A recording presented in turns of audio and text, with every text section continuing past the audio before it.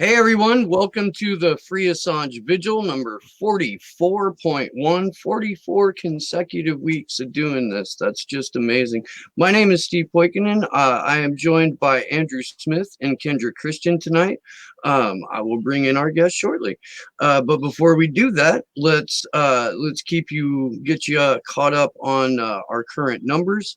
Today is 3,437 days since the start of the illegal and arbitrary detention of Julian Assange, 390 days since he was sold to the UK by President Lenin Moreno of Ecuador for the $4.2 billion IMF loan. Reality Winner has been incarcerated now for 1,066 days. But on the positive note, today marks the 52nd day of freedom for Chelsea Manning and the end of the 10-year-long WikiLeaks grand jury. So let me please introduce friend of the Vigils. He's back with us again. Our good friend Krish Mohan. How are you there, man? Hello, I'm good. How are you guys? Hanging in there. Yeah, I feel like that's about what everybody is. Either we're doing well or we're hanging in there.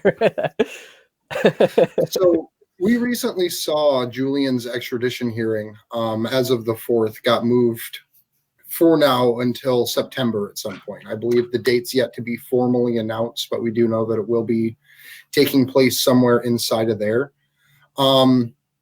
We've seen his bail get denied amidst the COVID-19 pandemic. We saw the court extort the names, essentially, of his fiance and 2 children. And just so many other things just in these last couple weeks. I was wondering, Krish, if you could give a little breakdown about your thoughts of what's been happening to Julian recently. I guess the delay is kind of a win, right? Like they're not forcing him to go into a bullshit trial in the middle of a pandemic. So I guess it's kind of a win. I don't know if I would call that like hooray, let's pop the bubbly or anything.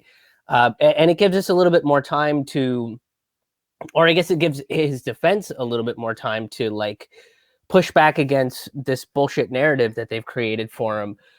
I mean, as far as him still being in prison, why is the big question that I think everybody should be asking, because first of all, he shouldn't be. He served his time for something that he didn't even need to serve his time for. So, it's like most murderers get out on good behavior faster than what they're giving Julian Assange. Like it doesn't make any sense. Like they're treating murderers and cannibals with more respect than Julian Assange is, which doesn't really make any sense to me. So, as far as him still being in Belmarsh, it's nonsense. It's always been nonsense, and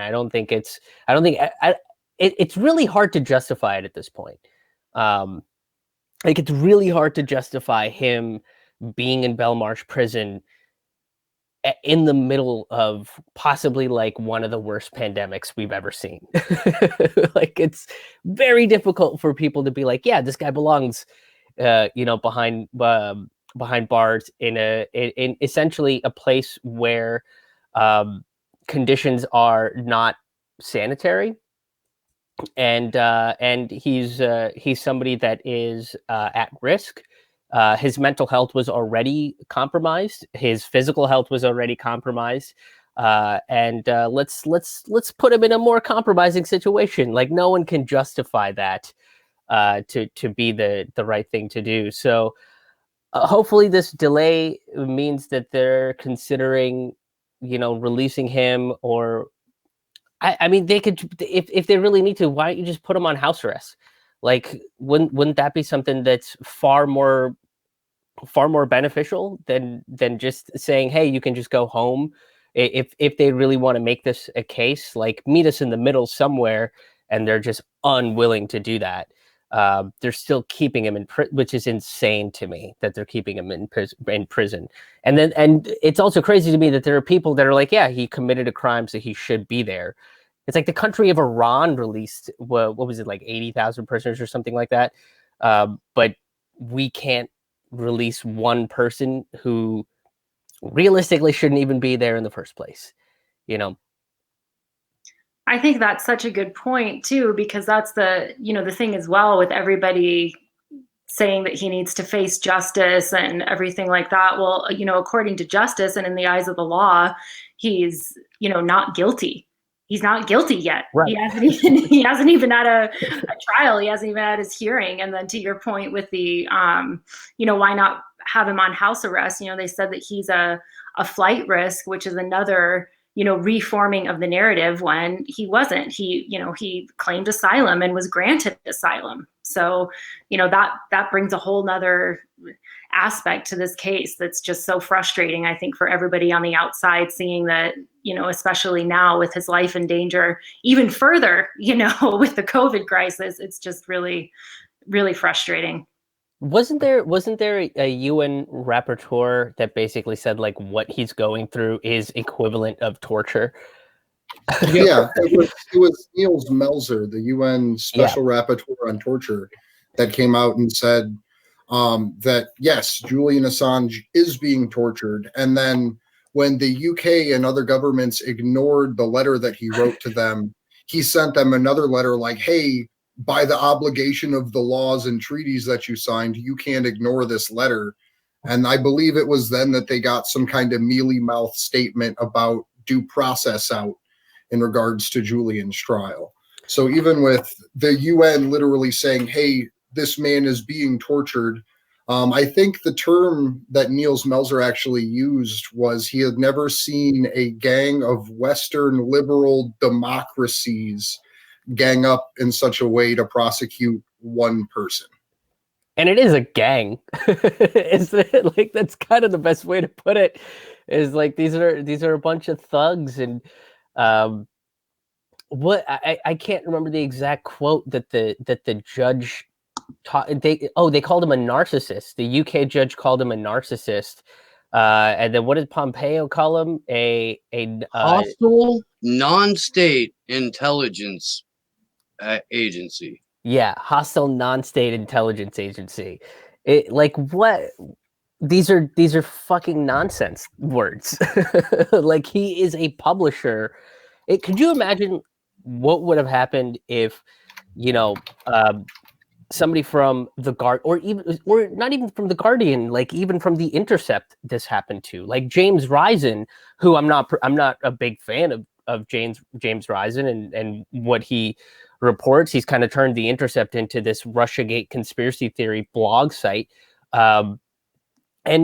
But it's like if he was given the same treatment as Julian Assange, we would be setting shit on fire, right? Like, how mad did we get that one of CNN's anchors was not allowed to attend press meetings with Trump anymore, right? And like, now he's on a fucking book tour, ignoring reporters and not answering questions about other journalists being incarcerated. Like, we would be up in arms if this was anybody else. But because this is Julian Assange, and because it's somebody that's attacked both the left and the right, it becomes okay. It becomes like excusable for us to sit there and say, oh, he's a hostile, non-state counterinsurgent, he's a narcissistic asshole that nobody needs to care about, when it's like, this guy revealed everything wrong with like corporate oligarchy. Like, this guy revealed war crimes.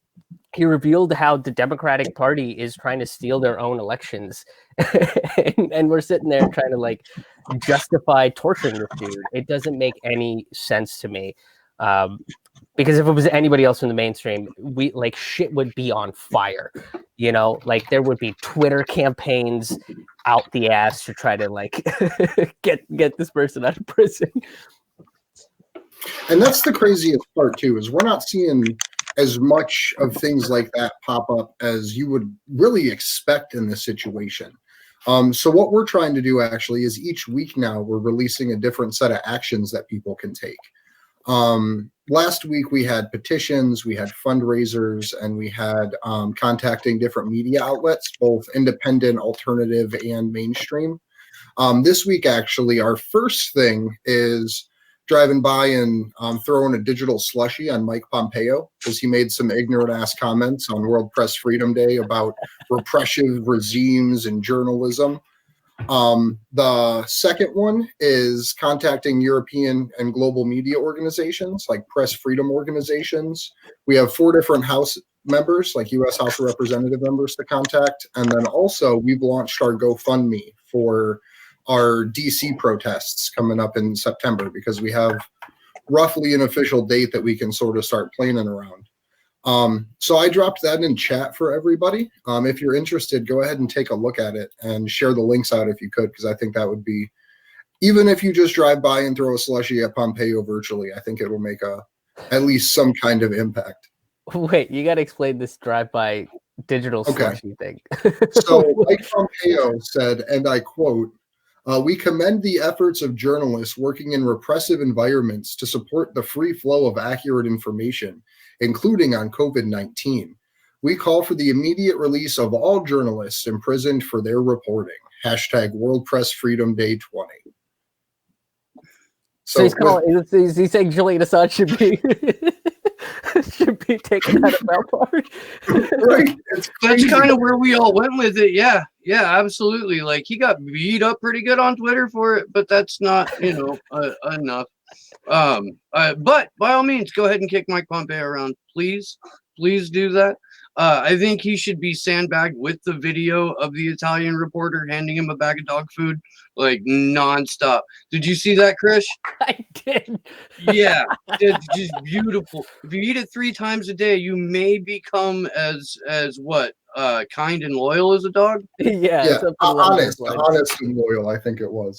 Honest and loyal. That's right. Yeah, Mike Pompeo is America's deadliest Care Bear. Is really what he is. That's real talk.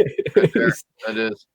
He pretends like he really gives a shit, but he's a sociopath, man. Like I it's just one of those things. Like, I remember listening to that interview he did where he like freaked out on the NPR reporter, and everybody was like, "Oh my God, Mike Pompeo, this is so uncharacteristic." And I was like, "Are you sure? Like, uncharacteristic? This guy was the director of the CIA. Like, this guy's got repressed rage out the ass. Like, this guy's the like living representation of repressed emotions, and it just came out because somebody questioned him about some shit that they didn't want to.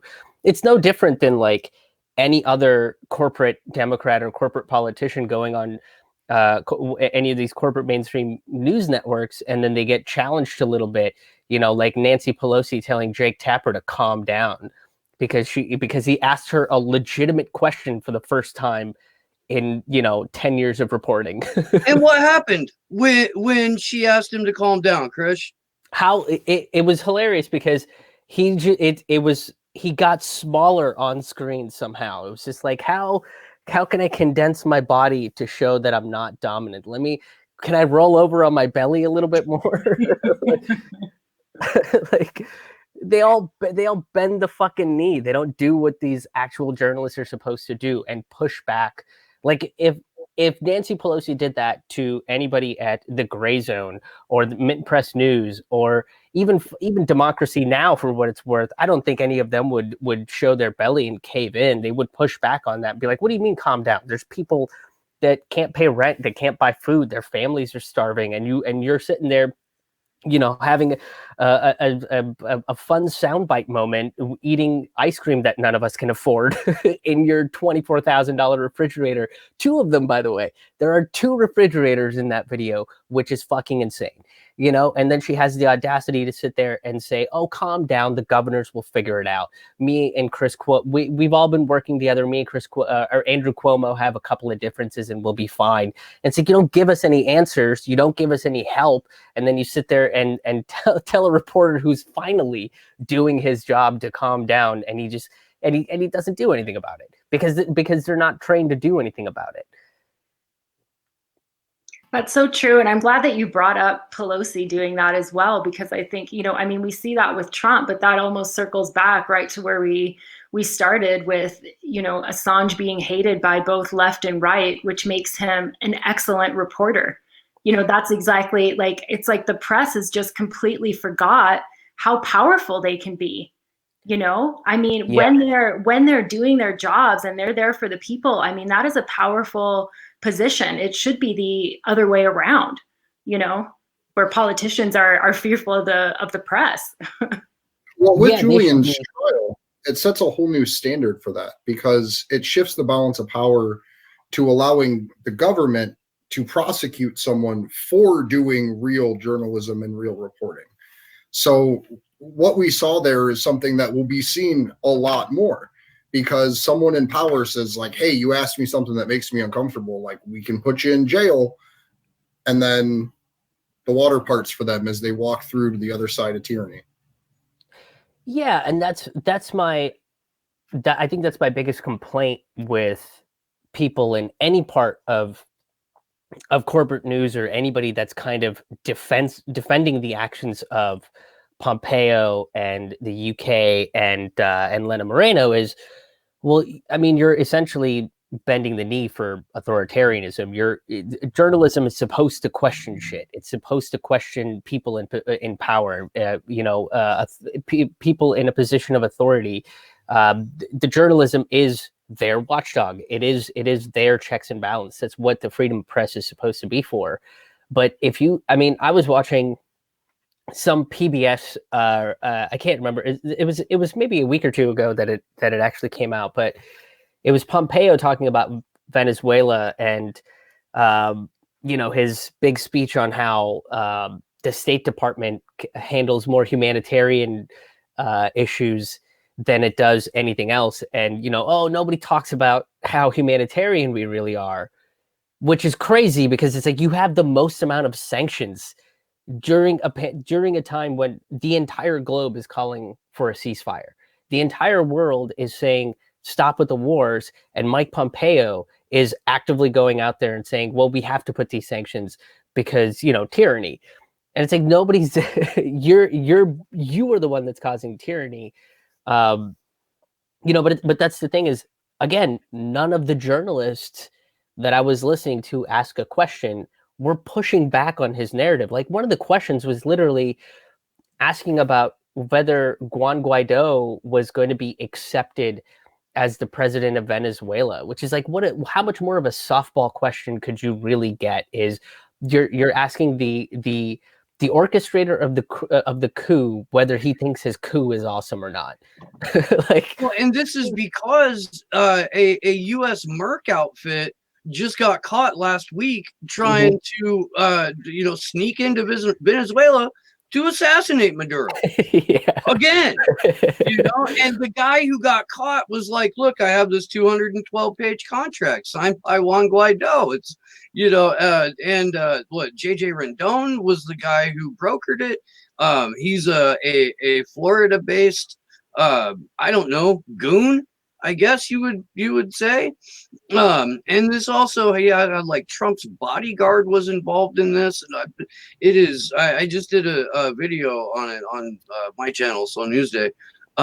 It's insane, man. It's absolutely insane. And it was for like a crap ton of money. So I have a question because we've been talking about the TPP a lot and the new evolution of it that somehow managed to be worse.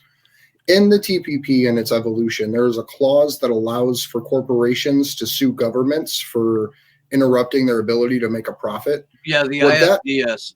Yes. Would that private intelligence group or that private mercenary group be allowed to sue the nation of Venezuela for stopping them from assassinating their president because they lost that contract? I think it would probably. I don't see why they wouldn't push it. Yeah, I think it would probably have to depend on how you spun it. Right. I mean, that it would more or less be a game of spin, because I mean, it is like you did go out to assassinate a world leader, like a legitimate world leader that the only country that doesn't recognize him is the United States. Like Canada recognizes Nicolas Maduro as the rightful leader of Venezuela. I'm pretty sure are we the only one? I might be wrong about that. No, there's like it's like 55 or something like that, but it's all U.S. countries. They're all U.S. allies, right? The U.S. burps, they all sniff to see what we had for dinner. It's the client state sort of relationship. But even at 55 countries, that's still like 145 that don't, 135 that don't Yeah. recognize this guy as the because he's not. He's a Yeah. fake president. His ambassador is a fake ambassador. He couldn't even issue passports. While they still can't to this day. Can't issue a passport. We had Kevin Zeese on last week, who was one of the 4 embassy protectors that were in there until they got hauled out. 27, 29 days. They were in there through all kinds of just maniacal stuff. Power cut off, water cut off. Weren't able to get food into them, straight up tackling people. Guaido's, just paid mercs were standing outside preventing food from getting there. Just god awful situation. And then what? The State of the Union that's there. They march out Guaido like, hey, look at our puppet. Everybody wave to the puppet. All right, so everybody go with the puppet. We live in a cartoon, Krish Mohan. We do. Yeah, and if you want to talk about unity within Congress from the Republicans and the Democrats, it's in supporting Juan Guaido. If you watch the State of the Union, the moment that Juan Guaido's name is even mentioned, Nancy Pelosi shoots up, right? And she's willing to applaud to him. I mean, if that segment would have gone 30 seconds longer, I think she might have thrown her panties up to, Guaido. Like he's Wayne Newton at the Golden Nugget. yeah, it would have been, it would have been bad. But it was that's where they meet in the middle. And whenever it comes to foreign policy, when it's authoritarian foreign policy, the Republicans and the Democrats are in line with it, So, and then I hear this argument of like voting for the lesser of two evils. It's like, what do you mean voting for lesser? Which one is gonna hurt less when they go to war with another country for no fucking reason? Like, is that the argument that we're making? Because they both support a coup of a country that nobody should be supporting a coup for. Like, that's, you're supporting a false leader. Both Democrats and Republicans support a false leader, and then they call it party unity, right? Like, oh, we can come together as and reach across the aisles for this thing, but you can't reach across the aisle for freeing Assange. You can't reach across the aisle for universal basic income or Medicare for all or any of the progressive things that we actually want. But all of the bullshit authoritarian shit, they're like, yeah, we'll reach across the aisle for it.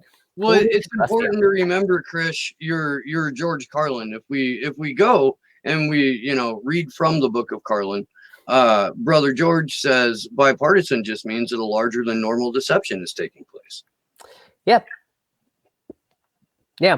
By the way, I've yet to have anyone refute that. When I've trotted it out, I don't think George ever had anyone refute that in his entire life either. And I can't think of a more accurate description of what bipartisan means, at least here in the U.S. Yeah, I was thinking about this yesterday. I did a video about the Kent State massacre, which was I don't know if there's people that don't know what the Kent State massacre is. Maybe there's a 7-year-old watching the video that's a very big fan of Assange. Was like, maybe I'll check out this video. But if the Kent State massacre is basically unarmed innocent protesters at a college campus that were essentially shot at by the Ohio National Guard over paranoia. That's basically what happened. It was overly paranoid National Guardsmen that ended up turning around and shooting these unarmed protesters that were protesting the Vietnam War. At the end of that, 58% of Americans in 1970 believed that the protesters were in the wrong and got shot because it was their fault, right? 31% of people had no opinion. Take that poll again 50 years later, and I would very much doubt if the numbers would be that high. 11% of people in 1970 believed that anti-war protesters being shot on a college campus is wrong. I would wager to bet that if you do the same study again, it would be a much higher number that's that thinks that unarmed protesters being shot is considered wrong, right? What does that mean? That just means that our leadership has no fucking clue what we the people actually want, because both sides, both the Democrats and the Republicans, will go to war unequivocally, no questions asked. It's all about freedom and making sure that our borders are safe, and we'll invent all the enemies that we need to ensure that even now they're continuing their economic wars with Iran and Yemen and Venezuela and Nicaragua. We're still dropping bombs in Iraq and Syria and Yemen, and it's just like, why? We're in the middle of a global pandemic, but both parties are like, yep, let's keep doing that. That seems fucking awesome, right? But if you talk to us, if you talk to the people, and once people figure out that, like, I talked to a friend of mine and I was like, yeah, there's still economic sanctions on these countries and they're not able to get like medical supplies. And Mike Pompeo is like, oh, well, humanitarian things can go through. And it's like, well, why doesn't Iran have that? Well, it's Iran's fault, is basically how they do it, right? When it's just like, well, if that's the case, then just instead of dropping bombs, why don't you drop a bunch of medical supplies for them? Like, why don't you do that instead? But you keep drone bombing the shit out of them. It doesn't make any sense. And if you talk to regular people about that, they're like, yeah, that also sounds crazy. Like, it's not in 50 years, our whole perspective of being anti-war, this bipartisanship of war that is in Congress, is completely shifted. People don't want war. People don't want these economic sanctions put on a country, and the people of that country suffer. You had oh God, what's his name? I think his name is Stockton. Correct me if I'm wrong. He was a former director of the CIA, and he was an admiral too, I believe. Yeah. Okay. Yeah. He basically came out and being like, basically the way that you have to crush a country is by putting economic sanctions on them, making the people suffer, and then convincing those suffering people that it's their government's fault that they're suffering, instead of us actually putting economic sanctions on them. So it's just like a gaslight campaign to make the citizens of a country turn against their government. And it's like, if you tell anybody that, and if you show people proof of the United States doing that over and over again, no one's going to support it. And everybody will start supporting anti-war protesters and activists, right? Everybody's going to look at what Julian Assange revealed with the help of Chelsea Manning and sit there and go, well, that's fucked up. Why is this guy in prison? But that's not how the narrative is spun.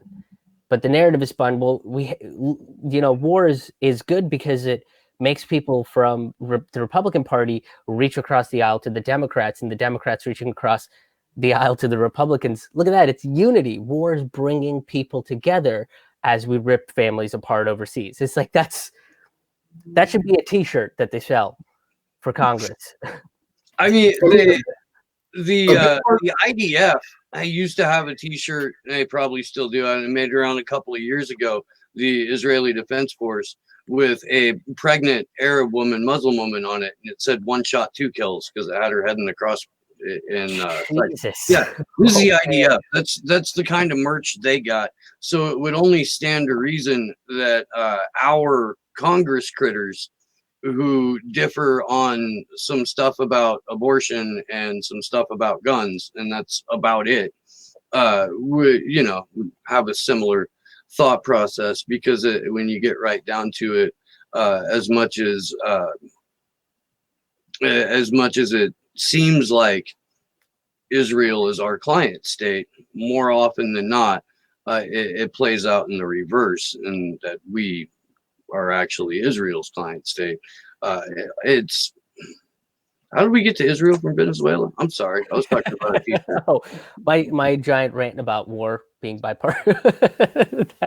but yeah, I mean that's exactly what they're trying to do. Is it's like 2 shots, 1 kill, and you want to kill a pregnant woman. In no instance is that acceptable. But if you take the humanity away from a group of people because they belong to a different imaginary line than you do, then it does become acceptable, and you can sell that at a gift shop for $25.99, and people will buy it and proudly wear it and wave their flags of national pride or whatever the fuck they need to. And it's just like, it's, you know, what are we giving up? Like, are you willing to give up your humanity for nationalistic pride? Like, are borders more important than human lives? But that's the thing, is like, who's asking that question? Like, who's looking at Nancy Pelosi and asking that question? Who's looking at Joe Biden and asking that question? It's not going to be on CNN. It's not going to be on MSNBC or Fox News, right? Like, it's going to be people like this, or the Gray Zone, or, you know, any of these independent journalists, but they're not given the time of day to talk to these people up at the top. Because the people up at the top don't give a shit. They want to go talk to people that are going to make them look good. And then when they're not, they're going to tell them to calm down and shut up. So we're entering a. Oh, go ahead, Kendra. No, go ahead. No, go ahead. Okay.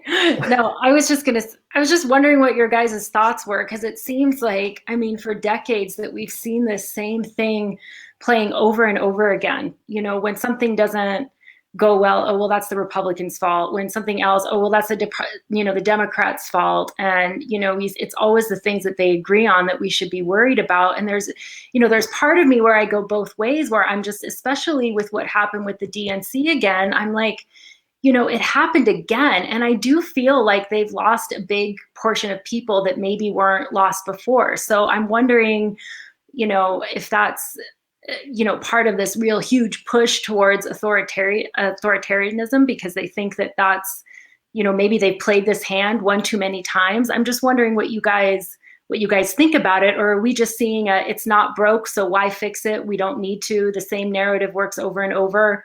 What do you guys think about that?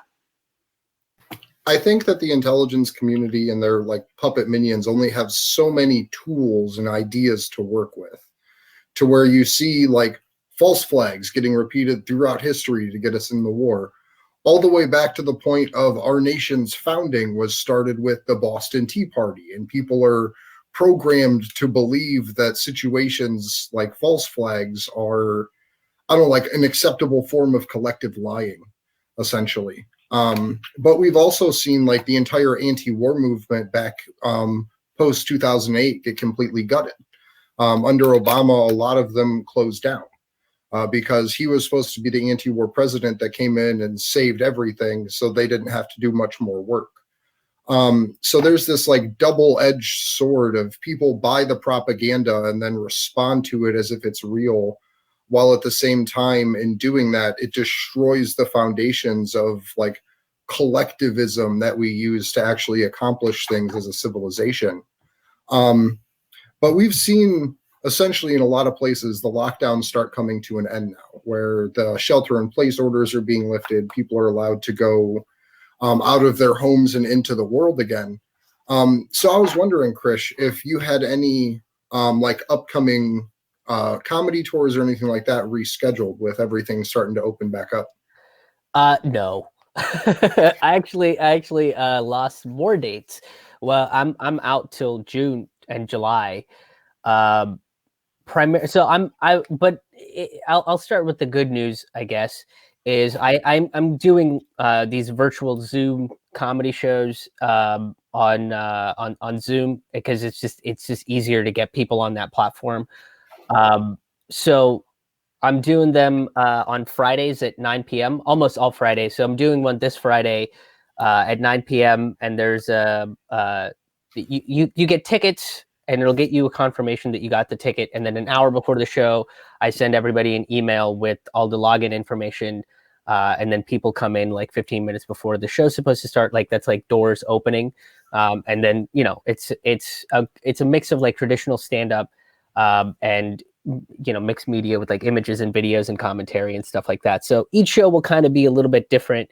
But that's essentially what I've had to do, because I lost everything from the middle of March all the way up to the beginning of August right now. So that's like 4 or 5 months that I'll just effectively be out of commission because I make a living off of touring and doing stand-up and talking about these sort of ideas on stage. And this summer I was going to be on the road with Lee Camp, but we had to basically reschedule all of our dates, and we're not exactly sure when we're going to reschedule those either.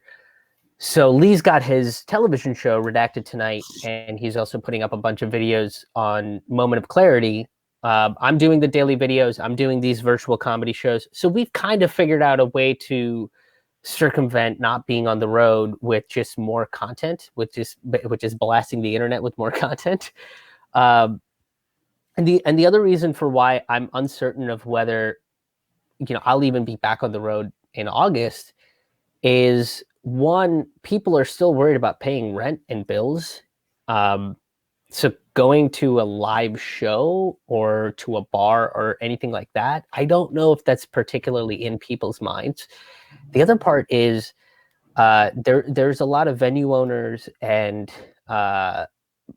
just regular audience goers that I think are a little scared that there's going to be a second wave that's going to come through, that there's going to be some kind of reinitialization of the virus, and we're going to be right back to where we started again. So, whether these venues open their doors again, they might operate at a lower capacity. So you might see 100-seat venue operate at 25 seats or 30 seats just to make sure that everybody is, keeping safe and socially distancing the right way.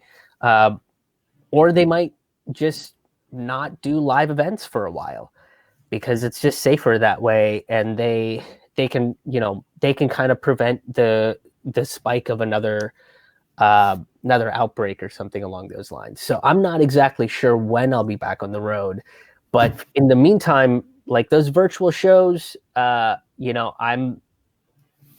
probably end up staying up for a little while after this to do some writing for that show, and it is talking about like events that normally you wouldn't hear on corporate media, right? Like it is criticizing capitalism. It is taking you through the the immigrant perspective, and like what citizenship is like, and how the more nuanced perspective of what's going on with this pandemic, and criticizing corporate media. So for people that are kind of like feeling bogged down from it and need a release, like there is still comedy shows around.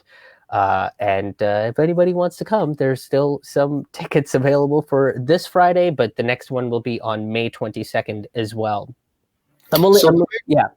Oh, go ahead. So, no. With the second wave thing, the thing that I'm worried about, not that this isn't a deadly virus, not that there aren't people suffering from it, is the people that they're going to blame and the systems that they'll try and put in place around having a second wave, where I particularly think they're going to blame anti-lockdown protesters as well as general strike protesters and any other organizations that spring up in response to this horrendous bailout. Like if a new Occupy movement forms in regards to the $4 trillion that we gave to the banks while everyone else goes bankrupt.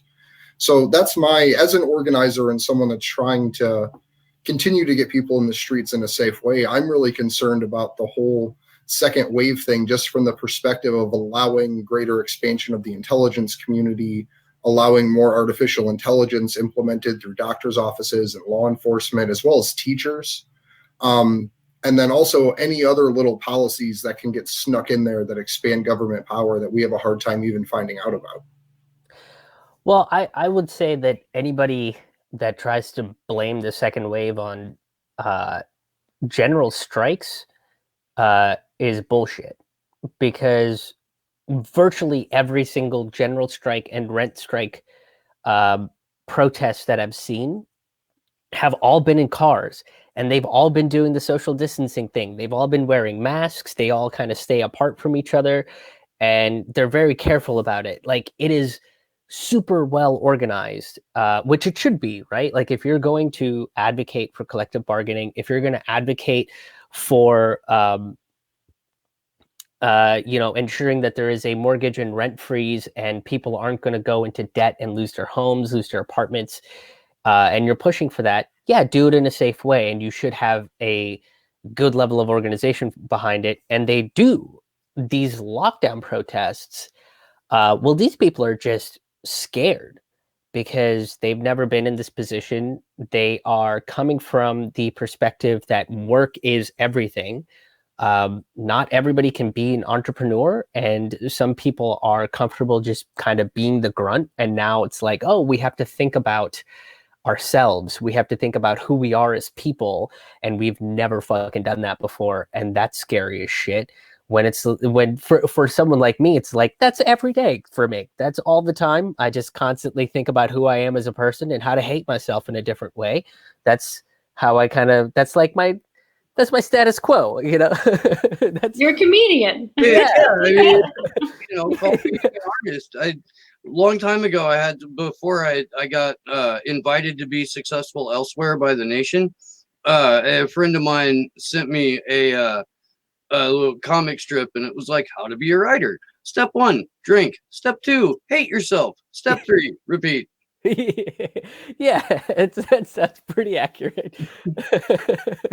So it's like, but these people have never done that before. So now they're just like, well, what do I need to not think about these deeper issues, to not think about, who I am as a person and what my purpose in this great world of ours is. Where do I fit into the universe? Well, I need a haircut. That's something that I can fight. And then they bring their guns and call these governors fascists and things like that. And it's just like, man, that's not, you're kind of missing the point of what we should be advocating for. Like, we shouldn't be advocating to go back to work for virtually no fucking pay. Like, we shouldn't go back to work just so the CEO of Target and Walmart and Amazon can make a shit ton of money off of your hard labor. Like, that's not what you should be advocating for. Like, if these lockdown protests really meant something, they should go and fight for the same things that the general strike protests are advocating for, which is better pay, better treatment of employees, and corporate transparency. Like, those are some major things that I think we can achieve if both of these, like, this is where we need that bipartisanship we were talking about earlier, right? I think with the general strikes and the lockdown protests, I think trying to bring them together to demand an immediate reopening with these conditions met would be much more powerful.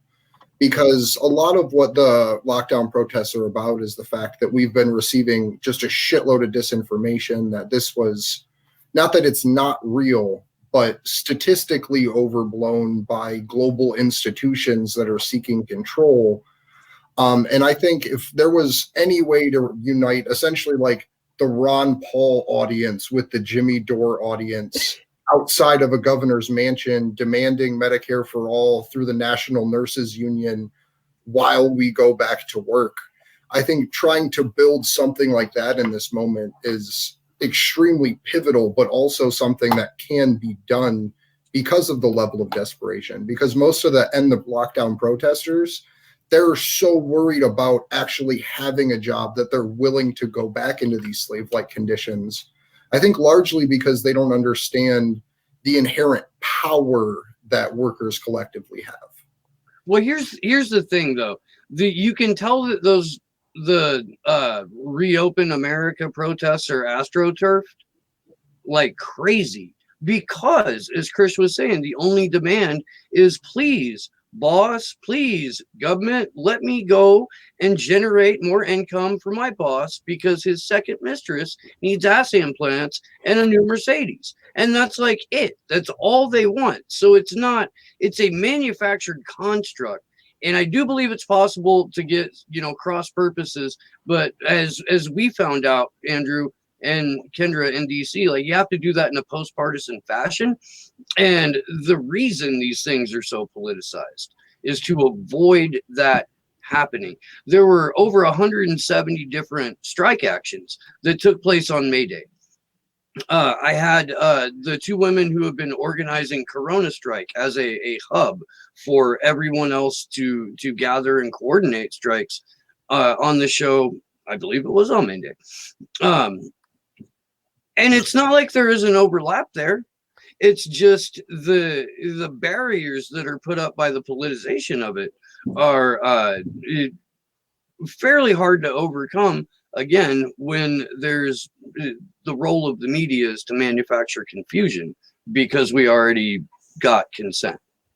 Well, and I think too, with both groups, the one thing that they could agree on is that they would, maybe we could have some information, and maybe we don't, maybe there's a group of people that that do want to go back mainly to work, and other group of people that want to, you know what I mean, and the lockdown for other reasons. And, I guess there's part of me that wonders, like, does everybody have to agree on everything right away to join in on something together, you know? Yeah, that's so I've been doing a whole bunch of videos on like different strikes and labor movement actions all throughout history. And that's always one of those things, is how do you get people from two different sides and two different ideologies to meet in the middle and say that this is the core set of things that we're going to ask for, and then build from there. And usually it starts basically with where the general strike protesters are starting with, right? And I'm kind of saying general strike as an overall of like all the strikes that we're seeing, which is essentially better treatment of the employees, better pay, better hazard pay, and corporate transparency. And on the other side, if you bring in the rent strike folks, I think you could look at you could look at the mortgage freeze, the rent freeze, and ensuring that the rent and mortgage prices aren't going to go up at the end of this pandemic. Those are all very reasonable demands to make, especially when you look at the fact that the corporate sector just got like a $5 trillion gift just handed to them by the federal government. And the way you could talk to people is bring that up, right? These people on the right, the lockdown protesters, are probably the anti-handout people, are probably going to sit there and say, well, I don't want to receive a handout, I don't believe in that, and anybody that does shouldn't do that. Well, the banks just did, the corporations just did, and if they go, well, yeah, of course the corporations did, because that's how the government operates. It's like, great. Do you want it to? No? Well, great. Let's talk about corporate transparency then. And you bring them on board that way, and that can become like the flagship point that people kind of drive forward with these strikes. And you can bring the lockdown protesters and the general strike protesters together and push forward. But so but they don't want us to, right? But that's why you never see anything about a rent strike, anything about these worker strikes. There was, I think, The Intercept covered it. The Intercept covered the essential workers walkout on May Day. I think they also covered the rent strikes, and that is as close to any sort of mainstream media that covered these strikes at all. I think there might have been one article in the Wall Street Journal about the fact that rent strikes might be coming. But they don't want you to see that. They don't want you to hear what these reasonable demands are. They just want you to see that there are these right-wing people that are scared, and look what they're doing because of their fear. They're going out there with their guns, and they're yelling at cops, and they're surrounding the Capitol. They're driving around in their big trucks, and they're all asking for haircuts, right? Like, and then you sit there and you go, well, that's ridiculous. Like, there's people that can't afford rent, and you're asking for your haircut, and that's what they want. They want you to think that these strike protests and the lockdown protests are the exact same thing. So anybody protesting is a kook asking for a haircut.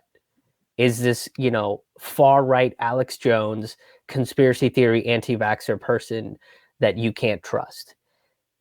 And they don't realize that there are these two separate groups that, once they meet in the middle, will probably be a much larger voice and a much more powerful voice than this country's ever seen. And that's scary to them, because if you look at the course of history, Fred Hampton was murdered in Chicago because he was going out and talking to rural white people, rural white workers, as a black lower class working person, and he was bridging the gap between the two races, and basically saying that, hey, even though we have different skin color, like, this is a class issue. This is an issue of the haves and the have-nots, and he was succeeding. because he was doing that, and because that was so scary to them, because this movement would grow, and people like people like J. Edgar Hoover and Jeff Bezos and Sam Walton don't want to see that shit. They murdered the guy. They killed him. So I guess my warning is, I 100% think that these two groups need to meet, but I'm saying the closer we get to that, the more we have to keep an eye out for bullshit like what happened with Fred Hampton, because they don't want these two groups to meet. They don't want these groups to talk to each other. They want them separated and polarized from each other, so that they don't realize that their demands and what they need are virtually the same thing. Well, and I think too, Krish, like, oh, sorry, Andrew. I was just gonna say, I think too, like, just that's so much what we see with Julian Assange and WikiLeaks, because whereas everybody, each side, at least, those that are in power, the left, the right, everybody hates him. That also gives him that, in WikiLeaks, by giving people the truth, that unique position to unite people. Because a lot of what people, I think, are, disunited, if that's even a word, on, or, separated on, are things that are possibly not even true, and propaganda that everybody believes about the other side that's not, necessarily true. So sorry, Andrew, go ahead. I didn't mean to. Oh, no, I was just going to try to pivot it towards talking a little bit about what happened outside of the Westminster's Magistrate Court yesterday. So Julian had a court hearing where they've officially rescheduled it tentatively until sometime in September to allow the defense more time, and hopefully for Julian to get better, because in the last 3 court hearings, he was not able to attend because he was unwell, according to the sources from in there, with really no further clarification made about that point. But there was a protest, if we could get the video queued up, outside of the court, and it actually got broken up by the police. Everyone there was following the UK's draconian social distancing guidelines, and they got moved in on. And I think it's really telling about what's coming down the pipe for protesters in general across the globe right now, because all these countries, the US, UK, Canada, New Zealand, Australia, are all part of what's called the Five Eyes Alliance, which is essentially an alliance of intelligence sharing from one country to the other, where they spy on each other's citizens so that way they don't inherently break the law. They use go-betweens like private security companies such as Palantir, who is now officially surveilling all of the UK GPS information. But long story short, there was a protest outside of there, which I think is wonderful, because we still need street action. The people are making decisions in and of themselves. Some of them had masks, some of them didn't, but they're using their rights of assembly. Could you get that pulled up so we could take a look at it real quick, Josh?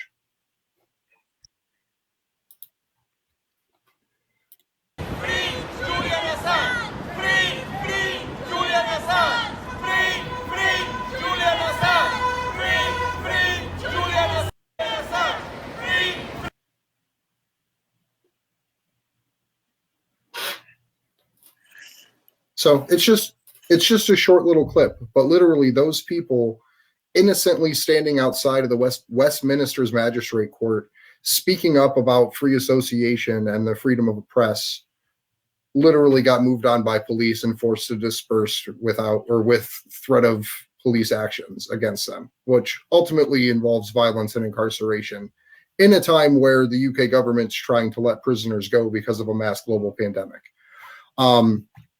I was just wondering about your thoughts about the police not adhering to social distancing guidelines while they're still trying to attack protesters.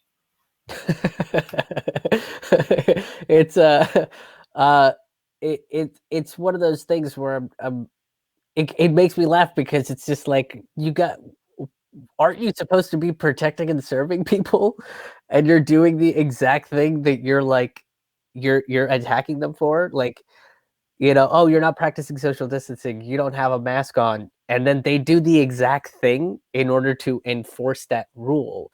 It's so asinine to me, and to me it's just it kind of feels like a failure of the justice system, when the justice system, and it's kind of, I think it's a bigger example of how you can see that the people within the justice system, even just like regular beat cops and stuff, are just look at themselves as being above the law rather than, you know, people within it, and that people that represent the law, which is in my opinion what, you know, cops should be, but they're not, and that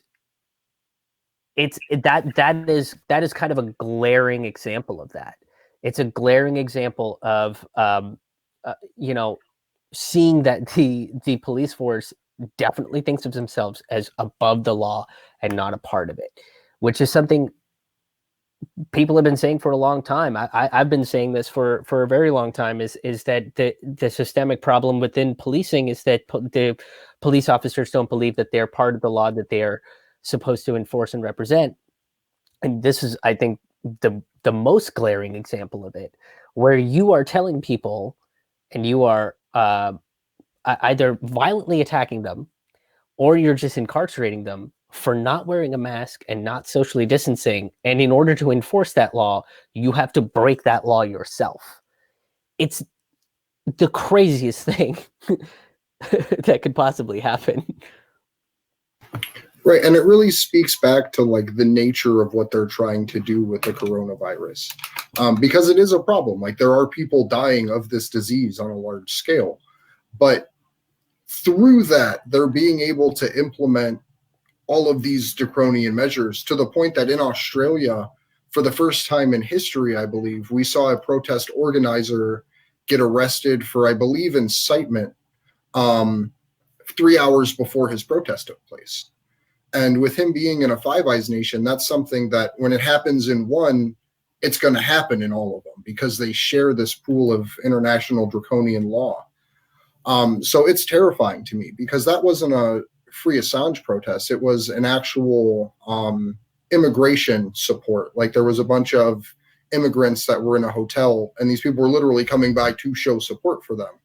And the organizer of it got arrested 3 hours before it happened. So it was just, I don't know, horrifying to see the state of the world because protests will soon be considered something that's non-essential because that's the direction that the world is headed at this point.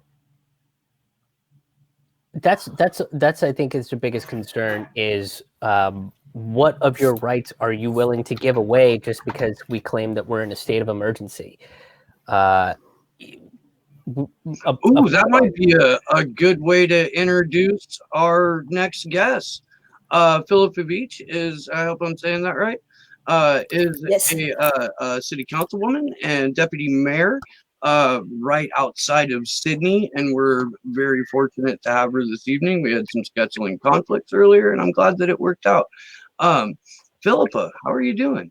Yeah, I'm good. And I'm sorry, I don't know what's happening with this connection, but it seems to, my computer seems to be like just totally freezing up and I have to completely restart my computer. So that's what happened just before, which is very odd. So I will talk as quickly as possible. And if I suddenly disappear, it's because my computer's jammed up. Thanks for having me on, and I'd like to thank Ian Rose from the Support Assange and WikiLeaks Coalition, who has been really behind the work in Australia, and also Lisa Johnson, who spoke at our meeting.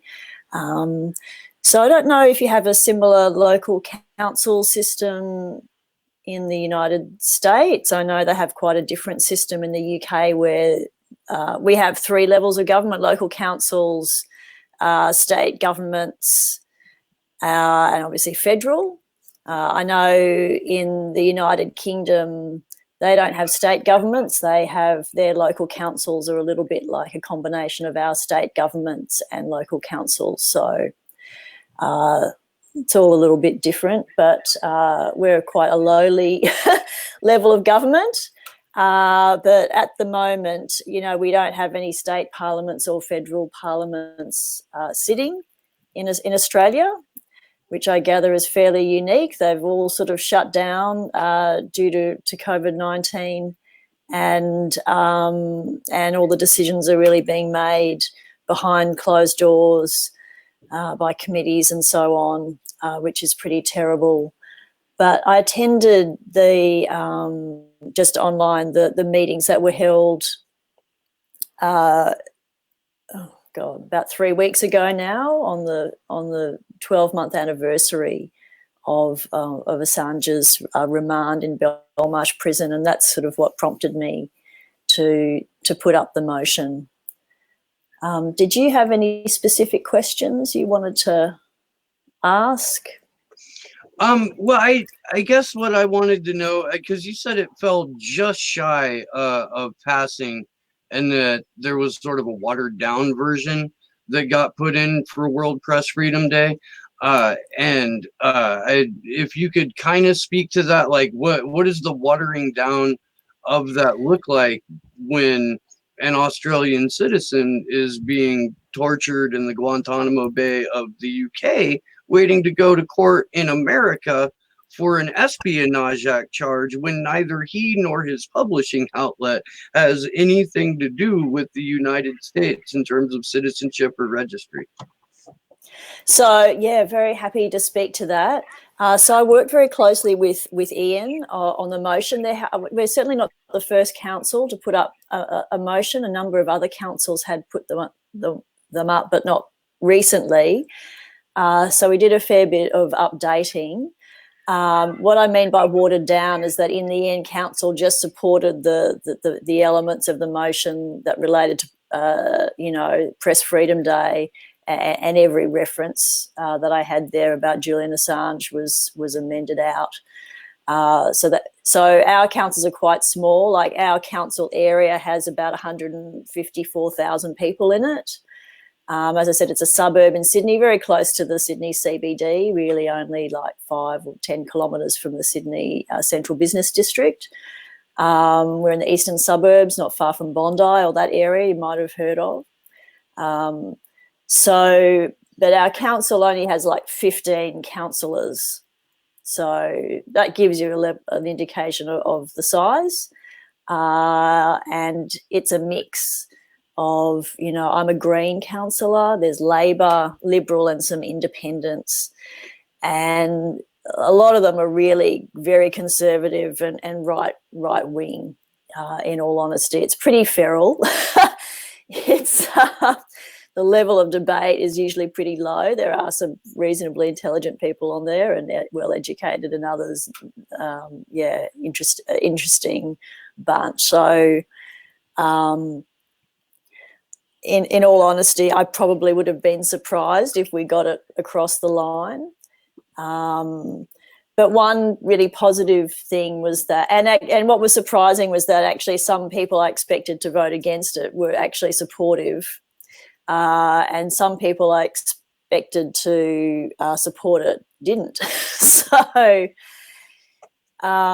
it's just very polarising. But we got, at the last minute, I managed to get a message of support from the president of the MEAA, which is a big trade union called the Media, Entertainment and Arts Alliance. I worked there many years ago, and it's a big amalgamated union that represents journalists, actors, all sorts of people across those industries.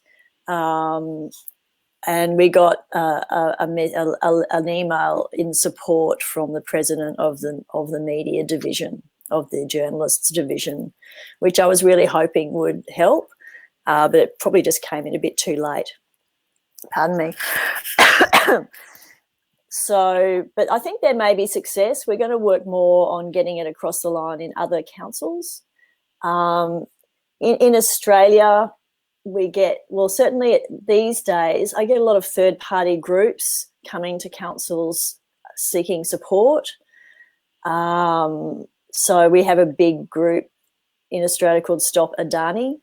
I don't know if you've heard of the proposed Adani coal mine, which is like this mega coal mine in Queensland, which most of Australia does not want. So they're a very active group. They've been contacting councils to put up motions to boycott sort of different contractors that might work for Adani but also work for councils, like engineering firms. There's another group called Lock the Gate. We have a lot of coal seam gas projects like you do in the United States. There's some pretty bad ones coming down the line. So we have those groups, and they're really now coming to councils to put up motions. And that's even sometimes, even if it's just writing a letter to a company, really gives them the shits. So I honestly don't know how effective it is. I'm not kind of putting any tickets on myself or fellow councillors, but it's just one extra way. So it might be something you could try, in other countries, to approach your local councillor if you've got a progressive councillor to put up motions. And yeah, I don't know. Yeah. Go ahead. Is there any unity between the anti-war movements, the environmental movements, and the free speech movement out in Australia? Have you guys, or do those groups interact at all in any kind of significant way, as one really impacts the other as far as reporting on war, standing against war, and then standing against the emissions and literal just expenditure of fuel that comes from war itself? That's a good question. Look, in all honesty, if there are anti-war groups operating in Australia at the moment, they must be pretty low-key. The groups that are really prominent in Australia now are really the environmental groups. I guess just because we have so much coal, so much gas that's being exploited and sold around the world, that's become a movement. And there's many different ones operating. But until the whole climate movement really started to build up steam in the last few years, things were pretty low key in terms of activism. Places like Lock the Gate and stuff, again, those sort of anti-coal seam gas groups. There's different groups, but there's not a big anti-war movement here. Not a big free speech movement. We don't have a Bill of Rights in our constitution. So at all. That was actually something I wanted to ask about, kind of in relation to David McBride's case and the raids that happened on ABC. Because for people who don't know, David McBride is an Australian whistleblower and former Australian Army officer that reported and turned things over to the media that were, I don't know the specific details, but basically exposed the politicization of the Australians' participation in the war in Afghanistan. I was just wondering if you had, I don't know, kind of any insights into what support looks like for him out there with Chris Wilkie, or not Chris Wilkie, one of the MP. Andrew Wilkie. Being a former whistleblower himself. Is there a lot of support for David out there, or is he still kind of unknown? Look, there's not a lot of reporting on him. The raids on the ABC that occurred last year were very well reported. So people were pretty up in arms about that. But David McBride is not a name you hear around much. That sort of Andrew Wilkie is a really good independent member of Parliament, as you know, a former whistleblower himself. So he's been fantastic. But yeah, I'm sorry to say that's not really the case. We had we had two Australian citizens, obviously, David Hicks and Mamdouh Habib, who were locked up in Guantanamo in the early 2000s. They weren't journalists, obviously. And look, they're eventually built up. They were there for years, and eventually there was enough support to get them brought out of that. I don't know what it's going to take to do that, but I'm really going to I'm hoping that other councils will be able to get more active on the Julian Assange issue, which has obviously been going on for so many years, but it's just at such a critical point now. We Can I don't want ask to a see. question? Go ahead. Sure. Do you mind if I ask a question? What is sort of the general consensus amongst like the population about Assange? Is there are they against what's happening to him, or is this sort of like the same thing that we see in the States, where there are some people that are more informed and there are other people that kind of listen to the more corporate narrative that comes out, and there's mostly pushback against Assange? There's just not that much discussion. I mean, you've got if you're on social media, obviously, you've got your algorithms kicking in, which are feeding you, different stories, based on your kind of interests and whatever things you've clicked on. So I will see a lot of stuff pop up on my news feed, but you don't see much about it in mainstream media. Your newspapers or your news bulletin, television news bulletins, and I wouldn't have a clue I doubt whether the average person would be seeing much about him at all, and they're probably not thinking about it. But like Andrew, and I didn't even realize this, and so I started doing a bit of background research for the motion. I had not even realized that a petition had been tabled in our federal parliament in February, and that's something that's of quite a lot of interest to me. And I didn't even realize that a petition that I had been aware of the petition, but I didn't know it was getting tabled in Parliament. And that was 270,000 people, one of the biggest petitions ever tabled in federal Parliament. But it got no coverage. It got no coverage, and no one was in Parliament at the time. So that's incredibly disappointing. But yeah, I was gonna say, is your media kind of like what the media in the States is? I'm asking if this seems kind of like sure. a stupid question. I'm not No, familiar not with at all. Australia a whole lot, No. but yeah, that's why I'm like, when you said there's no Bill of Rights, I'm like, that's wild. To me, it's like, I don't know how you would operate something like that. But the question, I guess, is the media structure in Australia similar to what the media structure in the States is, which is essentially like three big corporations control most of the narrative? Yeah, pretty much. Obviously, Rupert Murdoch, it was originally Australian, so this is where he started. So, he owns a lot of newspapers. Some towns and cities only have one newspaper, and that's a Murdoch, that's a News Corp publication. Oh. Yeah, so I'm not joking. The media here is very limited. And so, in Sydney, for example, we have two, and Melbourne, it's a similar. We've got two newspapers. One is just a really lowbrow tabloid, News Corp tabloid, which is basically just a propaganda arm of the coalition government, or vice versa. The coalition government's a propaganda arm of News Corp.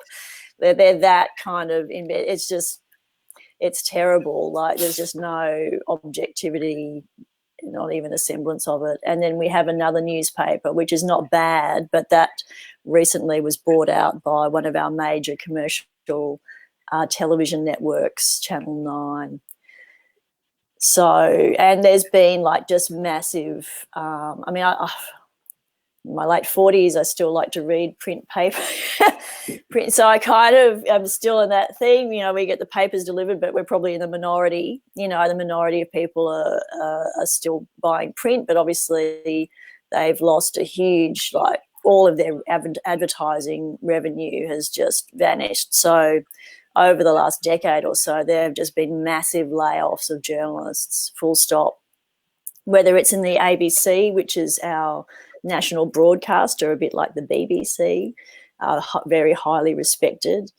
So they're constantly getting funding cuts. They're a national broadcaster funded, so there's no commercials, no advertising, so they're fully funded. So every year they just have budget cuts. They are laying off journalists and staff, and the same with the other media outlets, I guess the newspapers, news media outlets, mass layoffs of journalists. So the media landscape here is pretty bad, really. Yeah, it sounds pretty pretty similar to what's happening in the States. Yeah, I don't think we've got Sky News, which is owned by Fox or News Corp. I don't think it's pretty.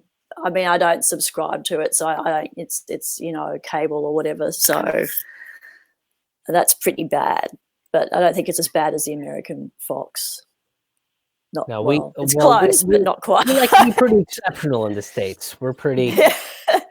We like to be number one, including. Yeah.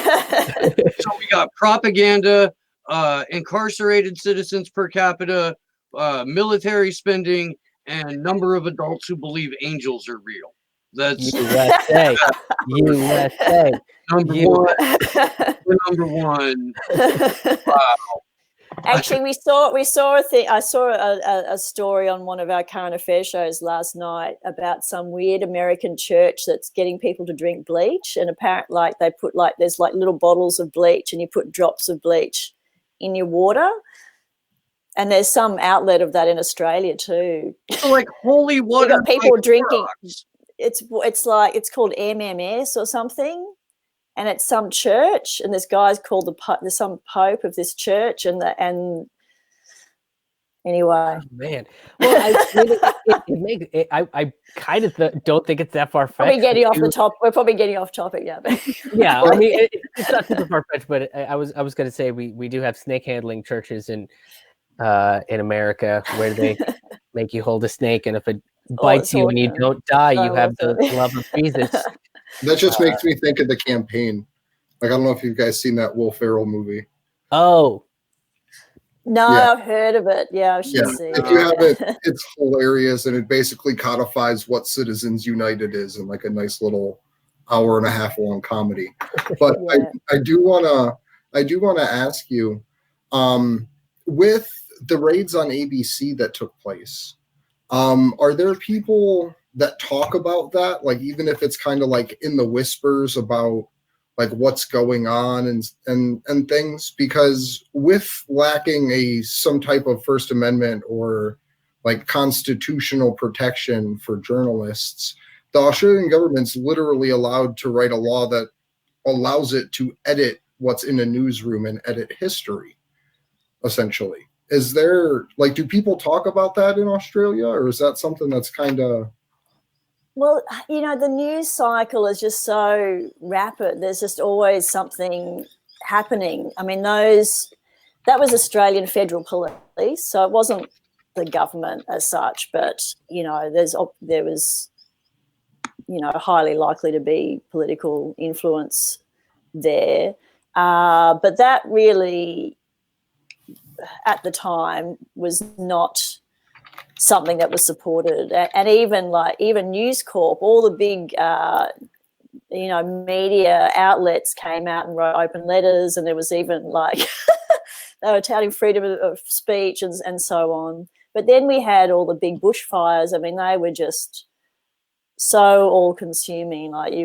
They're so terrible. Like, that just took over everything in the country pretty much. There was no reporting on anything else much at all, because it was such a disaster. I mean, we had about 18 million hectares of forest burnt. I mean, a significant part of the southern east coast of Australia was burnt. All most of our national parks.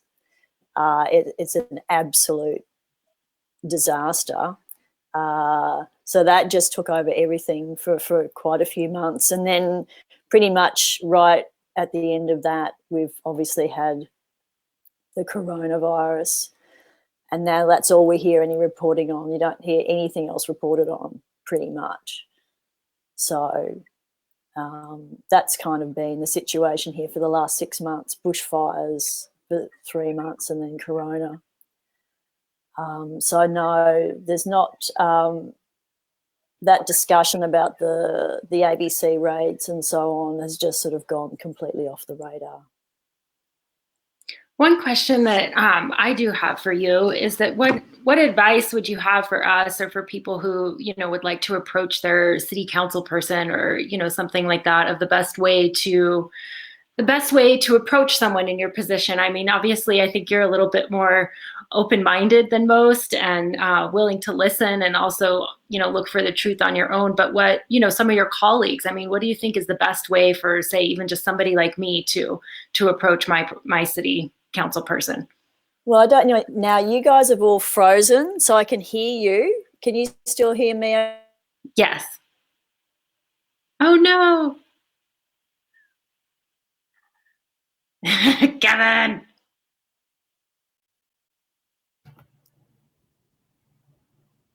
I don't know if she's coming back. She No. might have to restart her computer because she did say that it was acting up on her like that. Right. So she may have to turn it off and turn it back on real quick. I think it's kind of wild that Australia doesn't have a Bill of Rights. Does anybody else think that's kind of wild? Yes, Yeah. I know. Where do you? Yeah, it's completely wild. They were one of the last nations, and then I think it's been about 100 years to break British power. Left the English Empire, kind of hung out, did its own thing, while America fucking like slapped everyone in the face, and then just didn't finish its revolution. Like it's the craziest thing to me. That's wild. I know, and when she comes back, she might have a little bit more of an insight. But I know New Zealand had a bunch of like worker strikes and big worker revolutions and stuff. Hey, she's. But I was gonna. I like. Do you know if New Zealand has any? I think you're back. I can see you guys. I don't know what's going on. Yeah, no, Can you see me? So we assume that we have an assigned like NSA or CIA agent that like fucks with our stream when we ask important questions. So we anyway, I'll try and I'll quickly try. Reason. You're good. My computer's making a very weird noise. Oh. So I'll just quickly try and answer the question, and I'm happy to come back next week. But I don't know your system of local government there. So we have city council followed and mayor, followed by county, state, and then federal. Right. So you got county as well. Okay. So look, I don't know really enough about this, any similarities or differences. I mean, here on our local council, we have a council website and all the councillors' details are published on those. Not everyone puts a phone number up, but they should have some number. They should certainly have an email, or they might be on Twitter or Facebook or Instagram or something. I mean, there must be some way of contacting your local representative and asking for a meeting. Yeah, no, I think I meant more like, you know, how the best way is, you know, how do you like being approached? You know, if you see an email from someone with just a ton of links or, you know what I mean? That kind of thing. Well, I guess, first of all, it would be helpful to sort of, if you knew a good councillor to approach based on their, you know, political affiliations or just if you know the kind of things that they represent, you know. It helps if you're a local voter, obviously. So that's why if you live in their area, like within our council, we're also broken up into wards. And so we're only voted on by actually a relatively small amount of people in the council area who in our ward.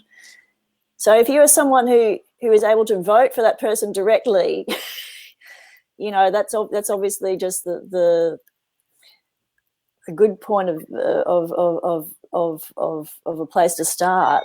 You know, you're a local voter. You know, I guess I'm pretty progressive, so if other groups contact me, I'm always happy to meet them or talk to them. I can't speak for other councillors, but certainly the fact that you know are a constituent who votes would stand for something. And there seem to be so many Assange support groups out there. There must be some in your local area who could.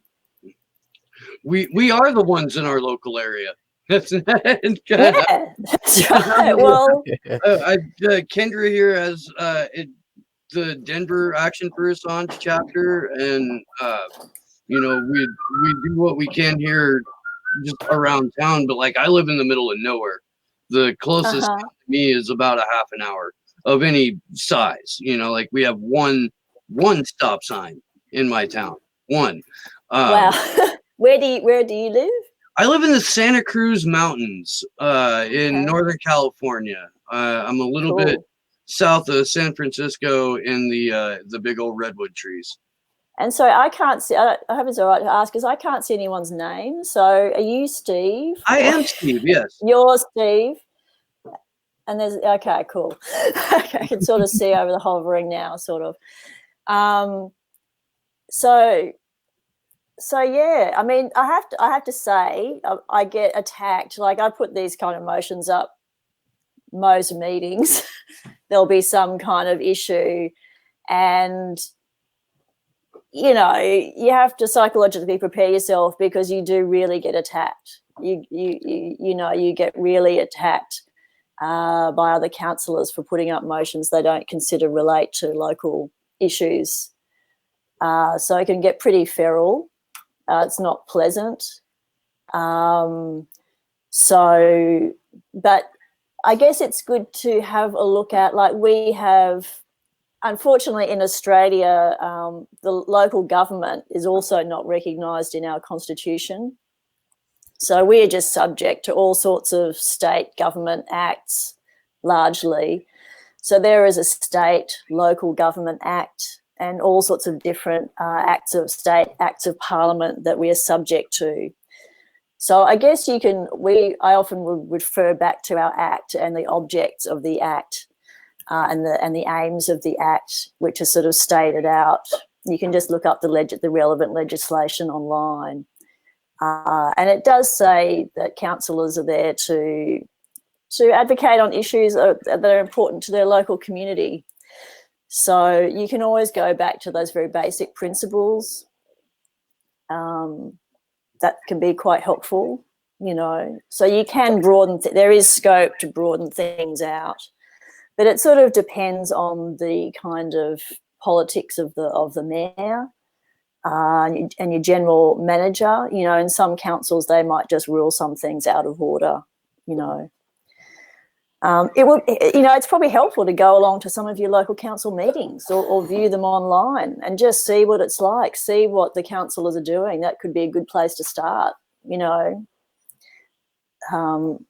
Attend your local council meetings, get to see who's on there, get your supporters to start.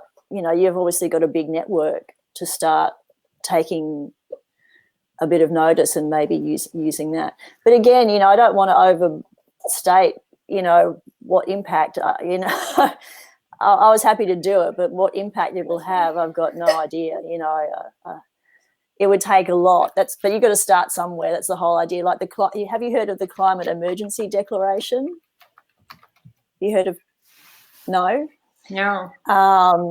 So there's a small, very progressive council in a suburb in Melbourne called Darebin Council, very left-wing, very green. And they said, we're going to declare a climate emergency. This is a state of emergency, and we're going to change everything in our council to get rid of all the emissions. And then they went around trying to get lots of other councils to declare a climate emergency.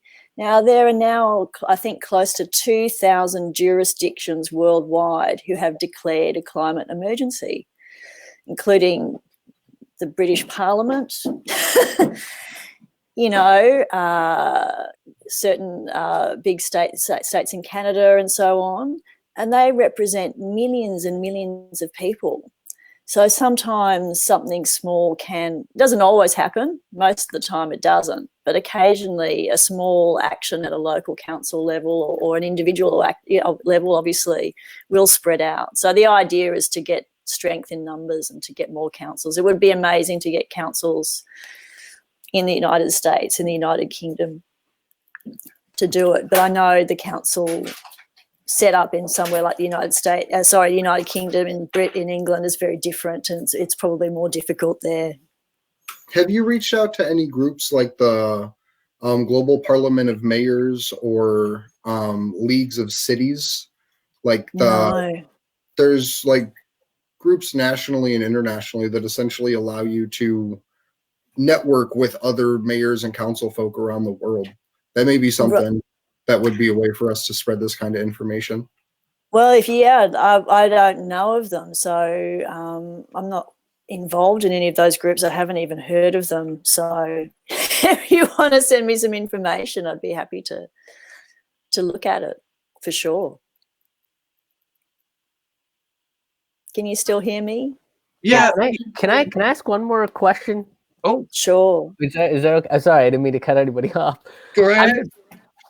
I'm really fascinated with this idea of like you guys don't have a Bill of Rights. Is there a push for reforming that to introduce an idea like that, or are you guys kind of like are most Australians just kind of cool with not having a Bill of Rights and kind of playing it by ear and figuring things out in terms of legislation as it kind of comes up?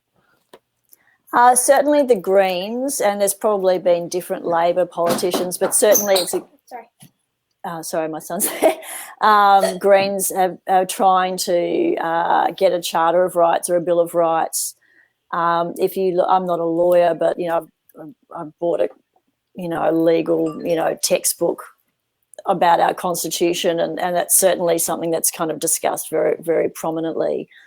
But there's a lot of people, but they've never been able to get it into Parliament.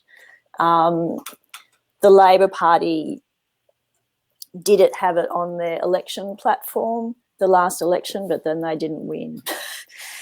So who knows, maybe the next time there's a Labor government, they may or may introduce one. And the majority of Australians just wouldn't even have a clue, probably. But certainly anyone who's got an interest in left-wing politics are aware of the fact that we don't have one and that we need one. Absolutely. I think that you have to go, Chris, or you need to wind down here. Yeah. We always love it when you come on, man. It's thank you for having me. And will you please just kind of give us some closing out thoughts and let everybody know where they can find and where they can get those tickets to your virtual stand-up shows and whatnot? Yeah, I would say. But by the way, Philippa, you're fucking awesome. You're a wealth of knowledge and like. I'd love to come back. Yeah, I'll come back and like this has been awesome. Just kind of sitting here and listening and like learning about stuff. But I would say there's countries that are actually more shit than your own. That's what's even more oppressed. Feel better about things.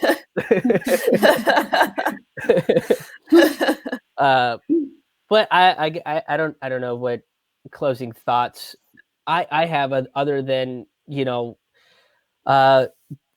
keep up the good fight in terms of fighting for Assange and for press freedoms, because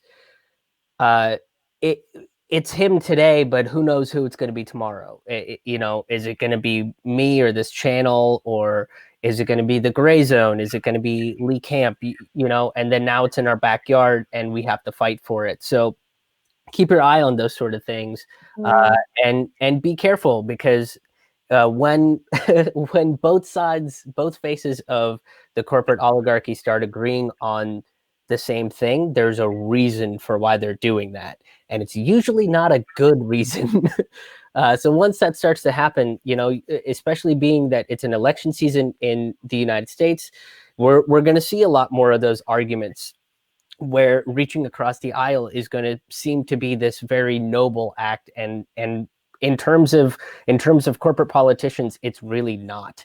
It's a false flag. It's to coddle you and pacify you into thinking that this complacency is the right thing to do. It's the status quo, and the status quo has never fucking helped anybody. The status quo is why we are in the position we are today. So I would say beware of the status quo, and as for finding all my stuff is up on my website, which is ramennoodlescomedy.com. That's RAMAN noodlescomedy.com. I made that website when I was 21 and thought it was fine. But that's my website. And then, if you subscribe to my YouTube channel through here, I can put the link to the ticketing thing in the comments if that's cool with you guys.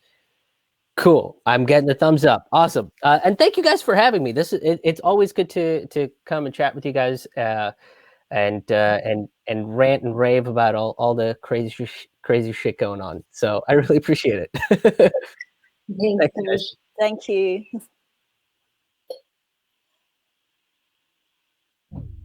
All right, everybody. Krish Mohan. Did you get that chat question, Andre? Yeah. So we have two questions from the chat for you. The first one is, what advice could you share with people about approaching elected officials regarding highly controversial material, like going to a city council or a state representative talking about Julian Assange and other issues like that may seem like polarizing or out there?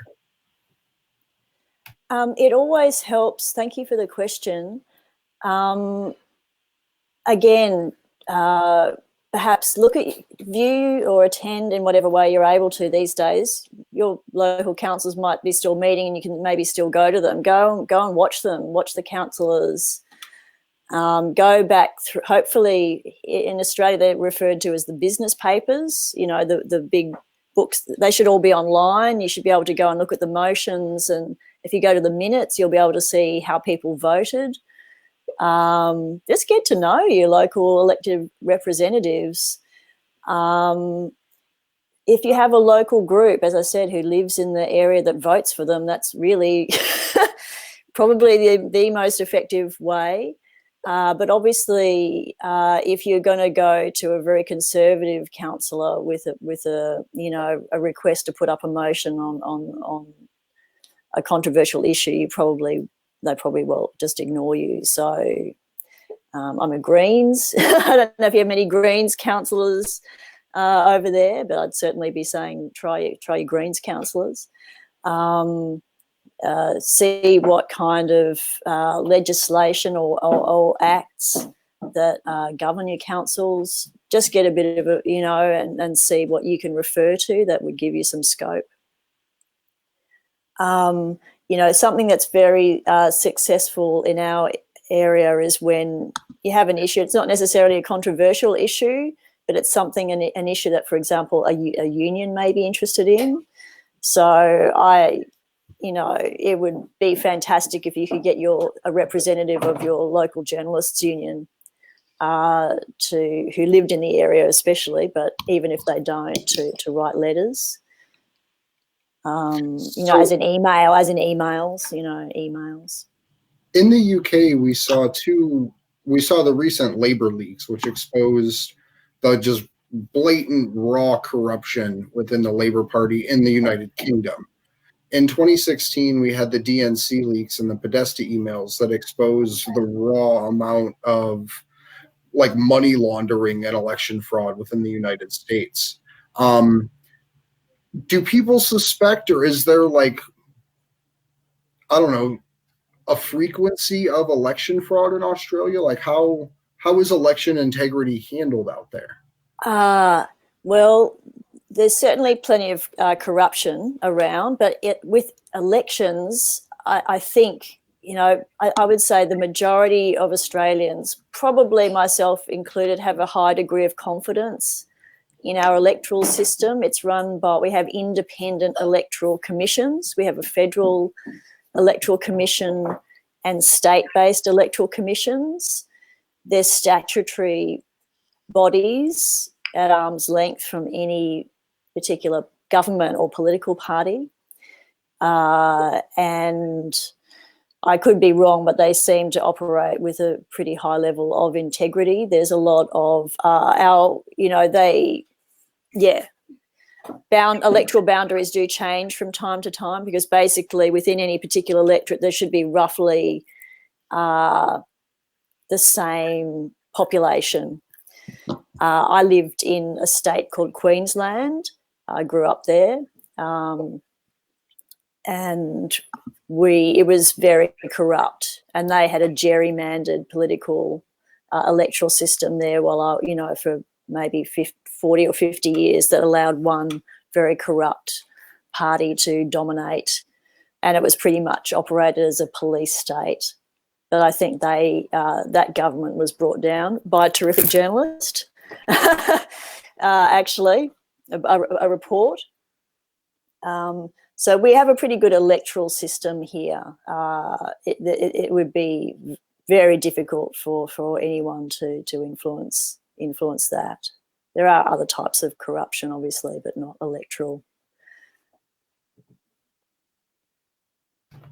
So one last question, and this isn't coming from the chat, but is there any way to try to get like the Irwins and the Sydney Zoo involved?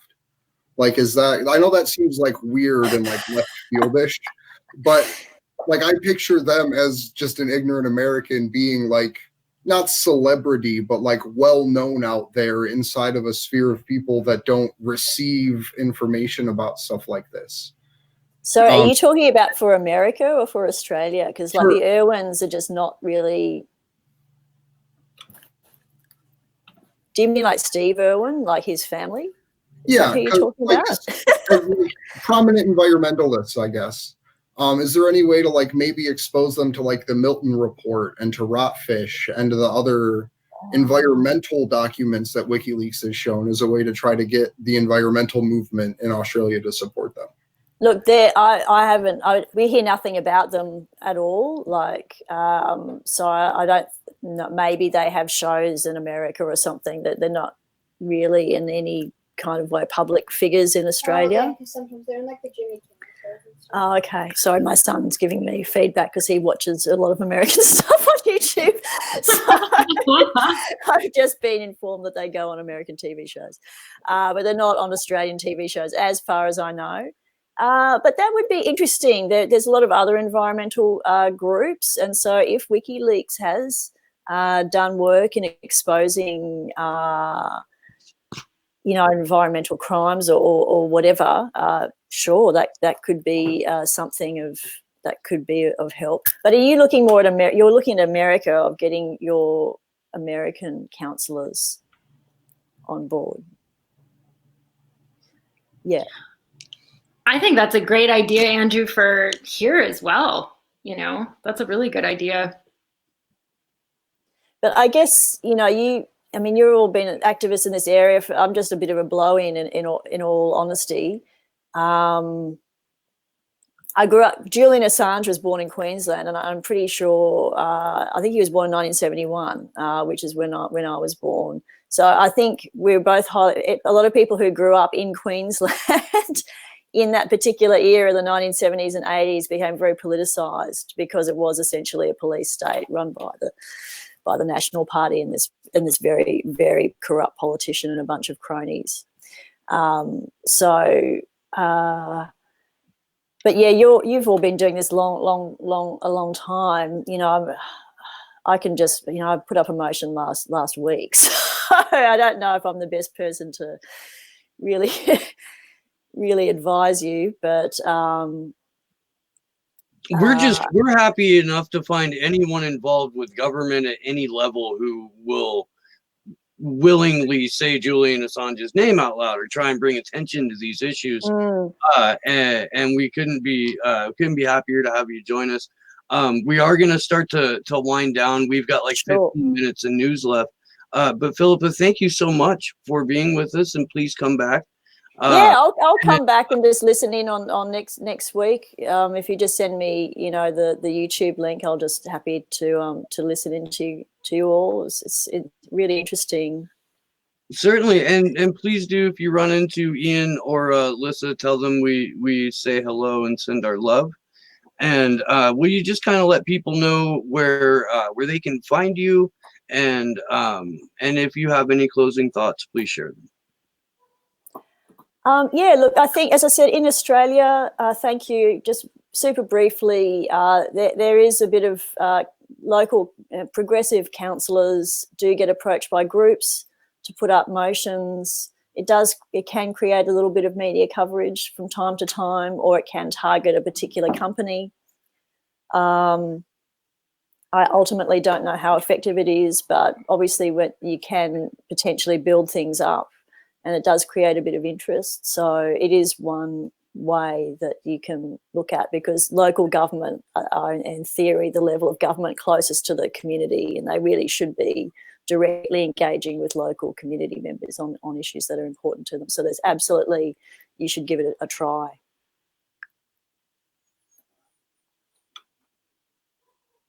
Thank you so much. I know that it might not seem like a lot to you, but it is helpful to hear some advice, because I know here in, Colorado, we've had some successes, but a lot of times we just hit, just no response at all from from any of our representatives. So Wow. it's really nice, even though you're not our representative. I mean, you still are representing people everywhere by doing what you did. So, thank you so much. And it was really great to meet you and hear from you. Yeah, great to meet you all too. Thanks very much for the invite. All right, Philippa Beach. That was awesome. Very lovely. I'm glad that got to happen. We do have some news, guys. Of course, as of Monday, we found out that Julian Assange's trial, the second round of the extradition, is set for September 7th. This trial will go on, or hearing will go on, for 3 weeks. This is the witness testimony phase of the extradition hearing, the first part being evidentiary. I think a total of 21 witnesses have been slated to be called. I don't know off the top of my head if that's total or by the defense. We are very, very, very excited to announce, and if I have to put it up, Josh, just let me know, because I can grab it. I did. Yeah, okay. But we're very excited to announce our GoFundMe to take to the streets of Washington, D.C. and continue the demonstrations and events that we had back in February. We are going to be organizing furiously for this and reaching out to a number of different groups that we just did not have a chance to last time. I'm going to go ahead and pull this up on the share then. And here we go. So we're going to go ahead and make sure that this is in the chat again. If you guys can, please do donate. If you can't, please share the link, because it really does make a difference. We've got, this was, I believe, in front of the Washington Post, or right in front of where The Hill and Politico have their offices, where Crystal Ball lied to us to our faces. And then this was at the William G. Truesdale Detention Center, where Chelsea Manning and Jeremy Hammond were housed, but are no longer. We're not going to take complete credit for that, but we'll take some. And then this was right across the street from where Seth Rich was murdered. We had a little candlelight vigil for him there. And we were able to go see Kevin and Margaret at the Embassy Protectors trial. It really does mean the world if you share the link. It really helps us get our word out. We're going to be hitting it really, really hard. And it is a 3-week trial, so we are going to try to be there for as much as humanly possible, and we cannot do that without you guys. Andrew? Yeah, I just want to say that week that we were in DC, we probably raised more thoughts in the minds of reporters and journalists just for the day that we spent outside of ABC, The Hill, Politico, and the Washington Post than they had ever really thought about their career before. So I'm excited because there's a whole news district in DC to really put on some impactful events down there. But yeah, we had some videos released by Stella Morris recently. And she put out basically a 4-part series of it. Are we going to articles first? My bad. I thought we were going to go cover the Duteric's coverage of the trial, just because we were talking about the we could do that. and how it was set. We're doing it live. Doing it live. My bad. I apologize. I was out of order. Doing it live. So yeah, if we could go to that article real quick, though, that would be fantastic, and run this down, bam, pow, fast. The opening of the article, of course, is talking about the protesters who were dispersed by special operations officers. These are not regular London bobbies. These are cops who were there with a specific purpose. That purpose, of course, to be disrupting the free assembly of people protesting on behalf of Julian Assange. And let's get down to the meat here. We know this. Let's go through it one more time. If extradited, the award-winning journalist who exposed numerous war crimes could face 175 years imprisonment once on U.S. soil. That follows more than a year that he's been held on remand without being convicted of a crime, in addition to the 7 spent and arbitrarily detained in the Ecuadorian embassy. And again, guys, can't stress this enough. The British government's official position is we can't let him out because we haven't charged him with anything. Once the extradition proceedings hear evidence in Assange's case, he'll have spent 18 months in Belmarsh, where he's currently incarcerated. Larry Love, a British-Finnish computer scientist who successfully appealed his U.S. extradition in 2018, told Bridges for Media Freedom that the court process was becoming the punishment itself. Quote, 18 months is longer than I had to wait for my own extradition hearing. It's a horrific legal process to go through under the best conditions. It takes a cumulative toll on your physical and mental health. I was able to participate meaningfully in my own defense, which Julian cannot due to his unnecessary detention in Belmarsh. This has been exacerbated by restrictions on his access to lawyers and family as a result of the coronavirus. We cannot have justice if the process itself becomes a punishment. Kendra, what are your thoughts on that? I think that's such a good point that was made, and also especially from Lori Love saying that that experience that he went through was so traumatic, and then to hear from him that that it's been obviously much worse and longer for Assange. And then on top of that, my thoughts on that really are that right now, Wise Up Action has always put out some really good links of who to contact. So I think now is a good time to really pressure the court, because they're deciding which court is going to hear this case, which court will have the space to hear it. So I think it's important that we make sure that they have public space, and that we really voice our concerns over that now within the next coming week. And then I also think, we really need to put the pressure on. It's disturbing to me that I know September is a ways away, which is much better than July, but it's still not that far away to prepare, if they're only seeing Assange for 1 week. I'm thinking about us preparing for DC in September, and that's so much work. And here they are preparing on such a huge case. So those are kind of my thoughts right now, just in the upcoming weeks, while they're sort of deciding on these things. That might be some good individual actions that we could all take. And I think with the way he's being treated and the length of time he's been in Belmarsh, it reflects essentially what SAMS is in the United States, the Special Administrative Action that we covered a couple weeks ago. Essentially, during this time, he doesn't have contact with almost anyone. He's spending 23 hours a day in prison, in a cell by himself, if not longer. We know that Belmarsh Prison is essentially shut down due to coronavirus. There's been a shitload of people that have called off there. There has been 2 deaths from coronavirus in that prison alone, and it's now been 3 court hearings in a row where Julian Assange was reported not in attendance because he was unwell, for whatever unwell means. So I'm so glad that you brought that up, Andrew, because that is a huge point, and that's been something I've been wondering. You know, I mean, he has to be pretty unwell to not be able to attend one of these hearings. So right.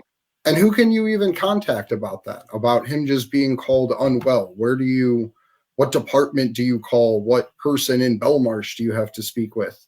Because that's something that to me is just freaking insane, that this world-renowned journalist can be held for 18 months, and for the last, I want to say a month, if not longer now, hasn't even been able to attend his own trials due to being unwell.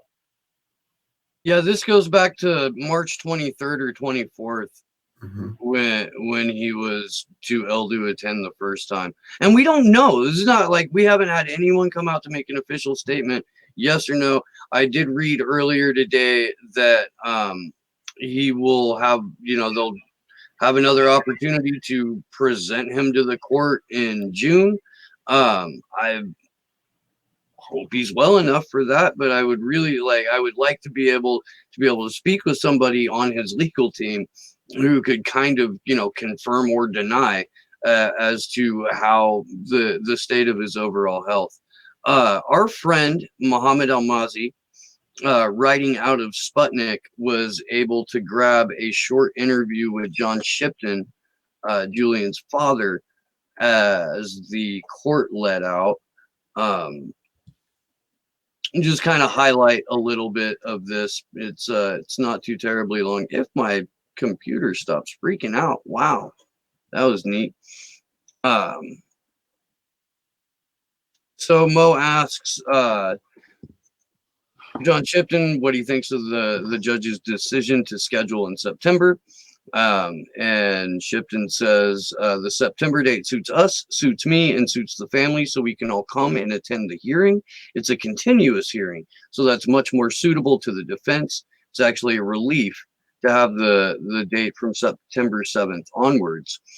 As to whether or not there's concern the hearing might be moved to a court outside of London, John Shipton says, well, I don't quite understand that because I don't know London very well and how far it stretches. However, we'll fight that battle when we come to it. We won today. And I guess from now on, we'll keep winning. And then as to whether or not he had a reaction to the police dispersing protesters, he says, oh, well, they just think they're doing their job. It's a lockdown, so we're okay with that. Mo has been doing these question and answer interviews for Sputnik pretty much exclusively. So if you're looking for the rest of his work, you can go to his website, theinterregnum.com, and check that out there. And as Andrew mentioned, we do have a few videos that Julian Assange's fiance and the mother of his 2 young children, Gabriel and Max, the lovely and brilliant Stella Morris, put together right, I think it was either on or right after World Press Freedom Day. So if we could cue those and let them roll through, please, Sleepy Josh, that would be awesome. As we're getting those pulled up, I just want to comment on the ridiculousness that those police officers weren't wearing masks. Yeah, it'd be a massive spread. You know what I mean? Like that'll be on the next news headlines, like how COVID's been spreading through the police departments because, or they're immune. The police get a secret vaccine. I don't know. Cell 23 hours a day.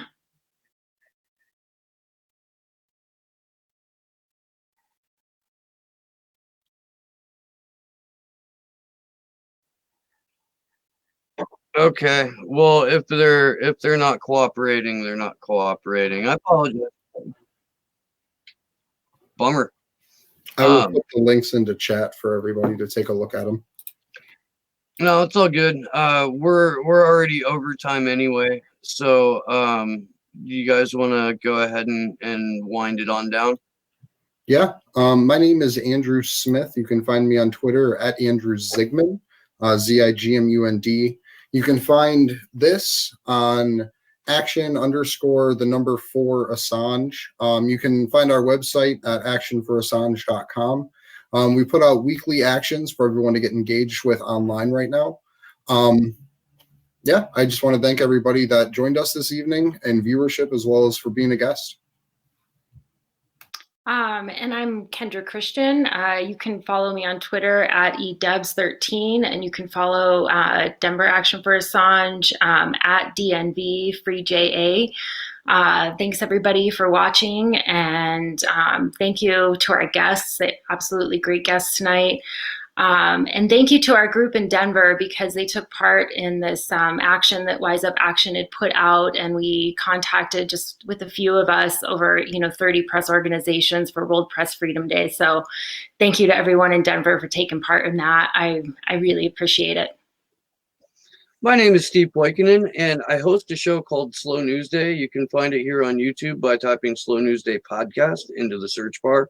I have a fantastic week scheduled, capping off this morning, or I guess continuing on from this morning's wild interview with John McAfee.